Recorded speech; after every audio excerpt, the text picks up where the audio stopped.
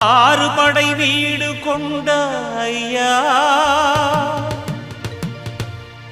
எம்மை ஆதரிக்க வேண்டும் முருகையா.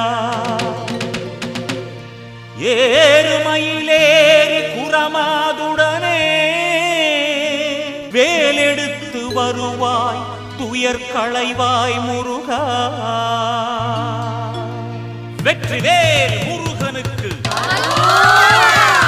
வீரவேல் முருகனுக்கு.